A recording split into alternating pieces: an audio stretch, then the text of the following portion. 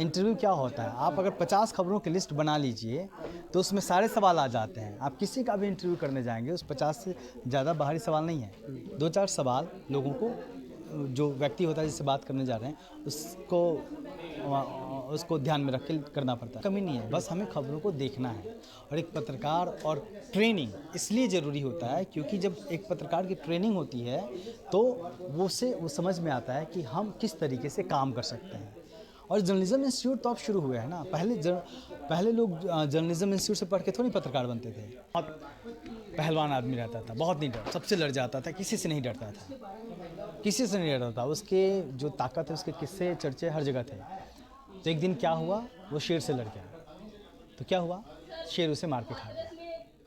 ठीक है, तो एक तो ये बात है, खुद को बचा के रखना ज़रूरी है।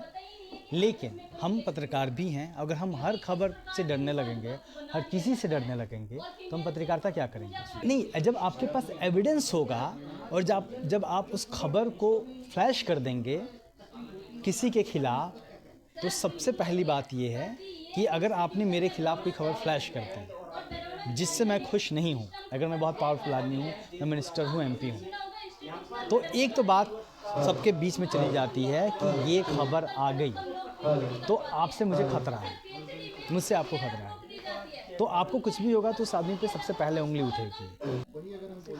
हर किसी में खबर है, समझ गए। तो आप जितने लोगों तक पहुंच सकते हैं, 50-100 किलोमीटर को ही आप अपना रेंज बना लीजिए और जितने लोगों तक आप पहुंच सकते हैं उतने लोगों तक पहुंचने, उनकी बात तो कहना शुरू करिए। जब आप उनकी बात कहना शुरू करेंगे तो लगेगा कि उतनी ही। आप छोड़ दीजिए आप कहाँ से ताल्लुक़ रखते हैं। हम सर औरंगाबाद बिहार से। औरंगाबाद बिहार से एक ज़िला है, आप पूरे ज़िले भर में जा सकते हैं। एक ज़िले में एक MP होता है, मेंबर ऑफ पार्लियामेंट, कम से कम 5 MLA होते हैं, है ना। तो आप उसी को अपना क्षेत्र बनाइए ना, आप उसी को अपना क्षेत्र बनाइए। औरंगाबाद को आप पूरे बिहार की जो खबरें आपको मिलती हैं सोशल मीडिया और तमाम जगहों से, वो आप लीजिए, लेकिन आप औरंगाबाद को क्षेत्र बनाइए अपने ग्राउंड रिपोर्ट का, और वहाँ जाइए, बात करिए। 5 MLA हैं, सांसद हैं, वहाँ पे जो योजनाएं हैं, वहाँ पे जो गांव हैं, उनके बीच में जाइए, बात करिए। बहुत खबरें हैं। खबरों के लिए आपको देश के अलग अलग, दुनिया के अलग अलग हिस्सों में जाने की ज़रूरत नहीं है। जी सर, क्या कहेंगे, एक चीज़ और जानना चाहते हैं कि जो बहुजन पत्रकार लोग हैं जी, और उन लोग के पास में, जैसे उनको पत्रकार यूट्यूबर्स को नहीं माना जाता है, और जब वो उन लोग को डेटा कलेक्ट करना होता है, लोगों के पास जाते हैं, तो वहाँ उनको कई तरह के परेशानियों का मतलब सामना करना पड़ता है। कभी अच्छे सेलिब्रिटीज हों या कभी अच्छे लीडर से बात नहीं कर पाते हैं, उसको कैसे सॉल्व किया जा सकता है, मतलब उसके लिए क्या करना चाहिए यूट्यूबर्स पत्रकार लोगों को। देखिए ये बहुत ही वाजिब सवाल है और बहुत इंपॉर्टेंट सवाल है। तो एक वो कहते हैं ना, खुद ही को कर बुलंद इतना। आप खुद अपने काम को ऐसा करके दिखाइए कि लोग आपको गंभीरता से लें। जब आप बेहतर खबरें करेंगे तो लोग गंभीरता से लेंगे आपको और फिर आपको तवज्जो भी देंगे। ठीक है, कोई सूचना नहीं दे रहा है, इसीलिए तो RTI बना है ना। आप RTI के जरिए सूचनाएं निकालिए। जिस डिपार्टमेंट की आप देखिए, जो खबर दिल्ली में बैठ के लोग कर रहे हैं किसी भी एक विषय को लेके, उससे आप आइडिया लीजिए। अखबार पढ़ने के लिए मैंने क्यों कहा, अखबार पढ़ के आइडिया मिलता है कि अच्छा ये खबर वहाँ हुई है तो वही खबर हम अपने ज़िले में भी कर सकते हैं। इंटरव्यू क्या होता है, आप अगर 50 खबरों की लिस्ट बना लीजिए तो उसमें सारे सवाल आ जाते हैं। आप किसी का भी इंटरव्यू करने जाएंगे उस 50 से ज़्यादा बाहरी सवाल नहीं है। 2-4 सवाल लोगों को, जो व्यक्ति होता है जिससे बात करने जा रहे हैं उसको ध्यान में रख के करना पड़ता है। ठीक है, तो RTI का सहारा लीजिए। ठीक है, DM आपको तवज्जो नहीं दे रहा है, SSP आपको तवज्जो नहीं दे रहा है, थानेदार आपको तवज्जो नहीं दे रहा है, वो आपकी RTI को तो तवज्जो देगा ना। तो जितने भी लोग हैं जो इसको देख रहे हैं वीडियो को, या फिर जितने अलग अलग चैनल हैं जो इसको रिकॉर्ड कर रहे हैं, मैं सबसे कहूँगा कि आप लोग RTI डालिए प्रशासन से। जब आप 10 RTI डालेंगे ना तो थानेदार भी आपका नाम जान जाएगा, DM भी आपका नाम जानने लगेगा, SP भी आपका नाम जानने लगेगा, और सारे अधिकारी, सारे डिपार्टमेंट में 2-2, 4-4 आप RTI डालिए। देखिए सब लोग जानने लगेंगे कि ये कौन सा चैनल है। ये आप आम आदमी के तौर पे डालिए ना, आप पत्रकार के तौर पे मत डालिए। आप एक आम आदमी को भी तो है ना ताकत, क्यों RTI डाल सकता है। तो आप RTI डालिए, जो उससे जवाब मिल रहा है उसका खबर बनाइए। आप खड़े हो जाइए, बताइए और दिखाइए उसको कि RTI हमने मांगा था, ये मिला है। तो खबरों की कमी नहीं है, खबरें हमारे पास कैसे है उसकी कमी नहीं है, बस हमें खबरों को देखना है।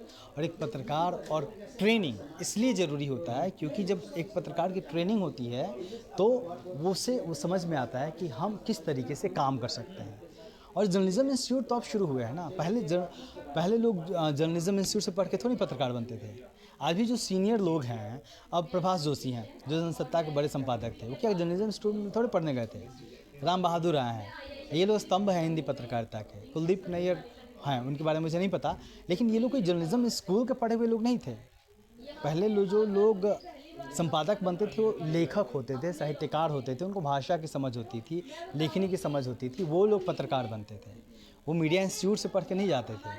और हम लोग मीडिया इंस्टीट्यूट से पढ़े हुए लोग हैं, हमें भी 9 महीने के बाद जब हम फील्ड में गए, काम करना शुरू किया, खबर लिखना शुरू किया, तब जाके हमें समझ में आया कि अच्छा ऐसे लिखेंगे, ये गलतियाँ कर रहे हैं। तो जब आप काम करना शुरू करेंगे तो धीरे धीरे पॉलिश होंगे, और जब अच्छी खबरें करेंगे तो हर कोई आपको तवज्जो देगा, आपका नाम जानेगा और आपको खबरें साझा करेगा। सर एक सवाल है, कुछ ऐसी स्थितियाँ आती हैं जब एक ग्राउंड रिपोर्ट करता है रिपोर्टर, तो उसमें कहीं ना कहीं किसी रसूखदार या जो अपराधी किस्म के जो व्यक्ति होते हैं उनके खबर को कवर करते वक्त ये देखा जाता है कि उसके ऊपर कई तरीके के दबाव बनाए जाते हैं। तो आप उधर लगा के रखिए, तो उन दबावों पे वो रिपोर्टर्स किस तरीके को अपने आप को बचा के रखे, क्योंकि बहुत सारे ऐसे लिंक होते हैं कि कहीं ना कहीं उस खबरों पे कटाक्ष भी होते हैं अदर लोगों के माध्यम से। कार हैं तो हमें किसी से डरना नहीं चाहिए, हम इंसान भी हैं, हमारी फैमिली भी है, हमारे माँ बाप भी हैं। एक जस्टिस काटजू हैं, वो एक बात कहते थे, मैं उनका इसे एक स्पीच सुन रहा था, तो उन्होंने कहा था कि एक कहानी सुनाई थी कि एक गांव था, उसमें एक बहुत पहलवान आदमी रहता था, बहुत नहीं डर, सबसे लड़ जाता था, किसी से नहीं डरता था, किसी से नहीं डरता था। उसके जो ताकत है, उसके किस्से चर्चे हर जगह थे। तो एक दिन क्या हुआ, वो शेर से लड़ गया, तो क्या हुआ, शेर उसे मार के खा गया। ठीक है, तो एक तो ये बात है, खुद को बचा के रखना ज़रूरी है, लेकिन हम पत्रकार भी हैं। अगर हम हर खबर से डरने लगेंगे, हर किसी से डरने लगेंगे, तो हम पत्रकारिता क्या करेंगे। तो सबसे ज़रूरी चीज़ ये है कि हम जो भी बात करें वो तथ्यों पे बात करें। अभी कुछ दिन पहले एक मूवी आई थी, भूमि पेडनेकर की मूवी थी, बिहार की स्टोरी थी कोई, जिसमें जो अनाथालय में जो लड़कियां पढ़ती थी किस तरीके से उनका शारीरिक शोषण होता था उस पर। और वो ऐसे ही एक आम जो चैनल है ज़िले से उसके वो चलाया करती थी, है ना। वो फिल्म देखिएगा आप लोग, मैं नाम भूल रहा हूँ उसका, भक्षक या फिर समथिंग ऐसे था, है ना। तो एक आम ज़िले में बैठ के खबर कर रही है, कोई इम्पोर्टेंस नहीं दे रहा है, कोई बड़ा पत्रकार नहीं मान रहा है, तो उसने कागज़ कलेक्ट किए हैं और उस कागज़ को कलेक्ट करके उसने एक पूरी रिपोर्ट बनाई।